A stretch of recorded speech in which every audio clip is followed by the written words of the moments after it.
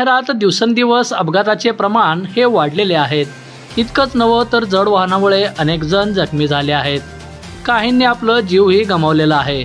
सोलापूर शहरातील गुरु नानक चौक तालुका police station समोर एका टिप्परच्या धडकेत 7 वर्षीय चिमुकलीचा मृत्यू झाल्याची घटना घडली आहे। साक्षी मुन्ना कलबुर्गी वय वर्ष 7 राहणार कुर्बान हुसेन नगर सोलापूर असे मृत्यू झालेल्या चिमुकलीचे नाव आहे।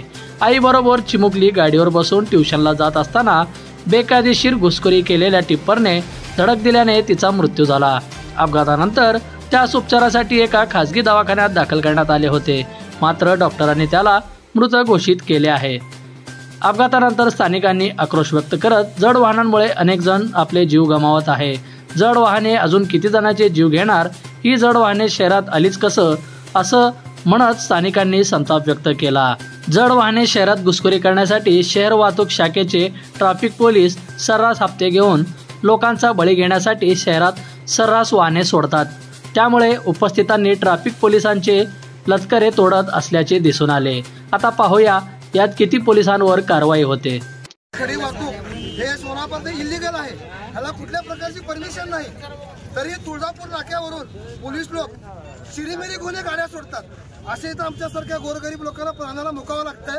त्यामुळे सगळ्यात पहिला तिथल्या अधिकाऱ्याला सस्पेंड करा, नंतर एक खडी कुठनं भरली त्याचा परवाना निलंबित करा, हा लिगल एक इल्लीगल आहे चौकशी करा, आणि नंतर मग ह्या ड्रायव्हरवरती आणि मालकावरती गुन्हा दाखल करा, मनुष्यबळाचा गुन्हा दाखल करा। मनुष्यबळाचा साधा सुद्धा गुन्हा नाही। जे ऍक्सिडेंट झाले कुणाचं झालंय? एक मुलगीचा झालेला ऍक्सिडेंट आहे। वर्षाची आहे।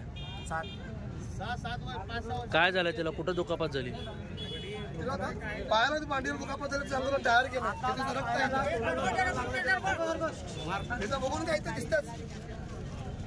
आणि सगळ्यात पहिला त्या गाडी मारून ड्रायव्हरकडे लायसन आहे का तुम्ही सगळं चौकशी करा। परवा दिवशी पण तिथं एक गेंटाळ चौकात एक लेडीज तिला जीवाला मुका 3 महिन्यापूर्वी पण अशीच घटना घडली सरस बिअर बार जवळ। एका लेडीजला डंपरच्या खाली असं तिला प्राणाला मुकावं लागलं। जड वाहतूकला मुळात परवानगी सोलापुरात नाही आहे, गाड्याला परवानगीच नाही। ही गाडी आता सोलापुरात कसा आम्हाला प्रश्न पडलाय।